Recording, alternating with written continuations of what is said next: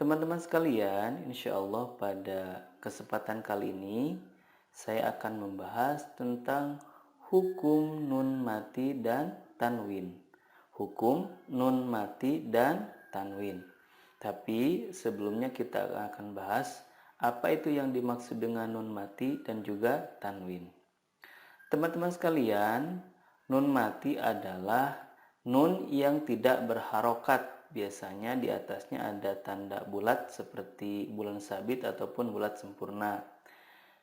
Jadi, kalau tidak berharokat berarti namanya nun sukun atau nun mati. Adapun yang dimaksud dengan tanwin adalah nun sukun yang berada di akhir kata ada dalam pelafalannya namun tidak ada dalam penulisannya.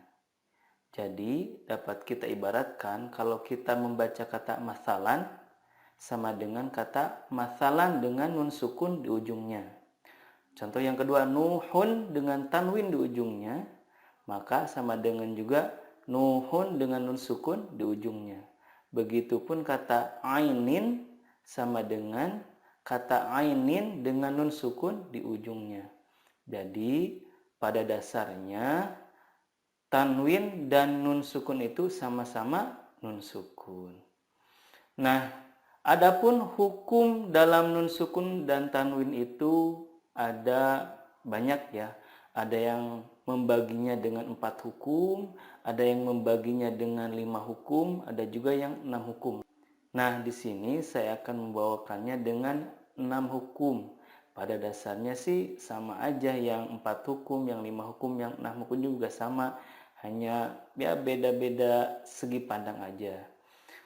Teman-teman sekalian, hukum nun sukun dan tanwin ada 6. Yang pertama adalah izhar halki. 2. Idgham bil gunnah. 3. Izhar mutlak. 4. Idgham bila gunnah. 5. Iqlab. Dan 6. Ikhfa hakiki. Nah, biasanya kalau yang pakai 5 hukum itu, izhar mutlaknya itu dijadikan pengecualian dalam hukum idgham bi gunnah. Adapun yang membaginya dengan 4 hukum adalah idgham bi gunnah dan idgham bila gunnah itu disatukan sehingga menjadi 4 hukum. Yang pertama dari hukum nun sukun dan tanwin adalah izhar halki. Izhar halki adalah nun sukun atau tanwin bertemu dengan hamzah, ha, ain, ha, ghain, dan kha. Adapun cara membacanya adalah membaca nun sukun sesuai dengan makhraj dan sifatnya. Perlu teman-teman ketahui bahwa izhar itu merupakan hukum dasar dari setiap hukum. Artinya pada dasarnya semua huruf itu yang disukunkan adalah dibaca izhar. Kemudian kenapa dinamai dengan halki? Karena huruf-huruf izhar di sini makhrajnya adalah dari tenggorokan. Nah, tenggorokan bahasa Arabnya adalah halki gitu ya. Di sini ada contoh dari izhar halki. Yang pertama bertemu dengan hamzah. Min ahli, min ahli. Dua, nun sukun bertemu dengan ha. Man hajaro, man hajaro. 3. Tanwin bertemu dengan ain. Haqqan ala, haqqan ala. 4. Nun sukun bertemu dengan ha. Min haitsu, min haitsu. 5. Tanwin bertemu dengan ghain. Wa rabbun ghafurun, wa rabbun ghafurun. Yang terakhir nun sukun bertemu dengan kha. Wal munkhaniqatu, wal munkhaniqatu. Yang kedua ada hukum idgham bila gunnah. Idgham bila gunnah adalah nun sukun atau tanwin bertemu dengan huruf ya, nun, mim, atau waw.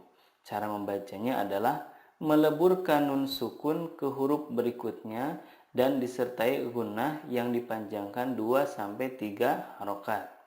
Contohnya, nun sukun bertemu ya, may yaqulu.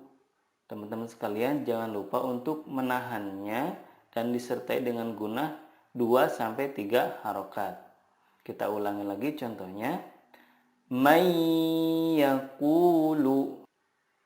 Selanjutnya tanwin bertemu dengan huruf nun. Contohnya amilatun nasibatun. Amilatun nasibatun. Nun sukun bertemu dengan mim. Mim masadin. Mim masadin. Tanwin bertemu dengan waw. Khairun wa abqa. Khairun wa abqa. Teman-teman sekalian, dari hukum idgham bila gunnah ini ada pengecualian, yakni apabila nun sukun bertemu dengan waw atau ya dalam satu kata. Jadi bertemunya itu dalam satu kata. Nah, hukumnya adalah izhar mutlak. Izhar mutlak.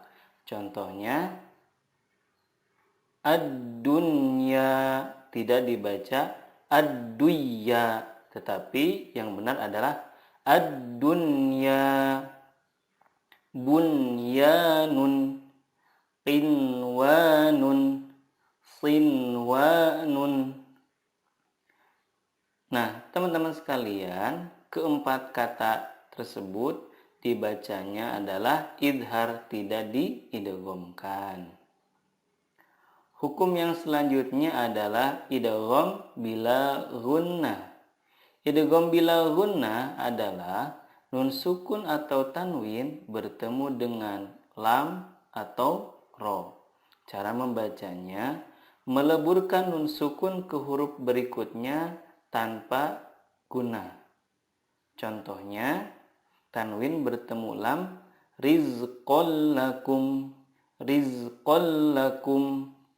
Nun sukun bertemu ro, mir rabbihim, mir rabbihim. Hukum berikutnya adalah iqlab. Iqlab adalah nun sukun atau tanwin bertemu dengan huruf ba. Cara membacanya, mengganti nun sukun dengan mim sukun dan disertai gunnah 2-3 harokat. Contohnya sami'an basiran, sami'an basiran. Amba'ahum, amba'ahum. Hukum yang terakhir ada hukum ikhfa hakiki. Ikhfa hakiki adalah nun sukun atau tanwin bertemu dengan huruf ta, sa, jim, dal, zal, zai, sin, shin, sod, dod, to, zo, fa, qaf, kaf. Nah, cara membacanya adalah menyamarkan nun sukun dan disertai gunnah 2-3 harokat. Yang dimaksud dengan menyamarkan di sini adalah ketika kita mendengungkan atau menyamarkan nun sukun itu, lidah kita sudah siap ke huruf berikutnya. Di sini ada beberapa contoh ikhfa hakiki. Pertama, nun sukun bertemu dengan to. Yantiquna. Kemudian tanwin bertemu dengan dal. Ma'in dafiqin. Nun sukun bertemu dengan shin. Insya'a. Tanwin bertemu dengan huruf fa. Fahum. Tanwin bertemu dengan jim. Fasabrun jamilun. Nun sukun bertemu dengan shad, yansurukum. Nun sukun bertemu dengan kaf, angkana. Nah, teman-teman sekalian, kalau kita simpulkan maka seperti pada tabel berikut ya, hukum nun sukun dan tanwin itu. Pertama ada izhar halki, yang mana hurufnya hamzah, ha, ain, ha, ghain, dan kho. Yang kedua idgham bila gunnah, hurufnya ya, nun, mim, dan waw. Yang ketiga idgham bila gunnah, hurufnya lam dan ro. Nah, syarat idgham bila gunnah dan idgham bi gunnah itu adalah harus berada pada dua kata. Jadi nun sukun atau tanwinnya itu bertemu dengan huruf idgham itu dalam dua kata atau berbeda katanya. Kemudian hukum berikutnya ada izhar mutlak, yakni bertemu dengan ya dan waw dalam satu kata. Hukum yang kelima ada iqlab, hurufnya cuma satu yaitu ba. Dan yang terakhir ada hukum ikhfa hakiki, yang mana hurufnya ada 15, yakni ta, tha, jim, dal, zal, zai, sin, shin, sod, dod, to, do, fa, kof, dan kaf. Itulah teman-teman sekalian sekilas pembahasan tentang hukum nun mati dan juga tanwin. Semoga bermanfaat. Wassalamualaikum warahmatullahi wabarakatuh.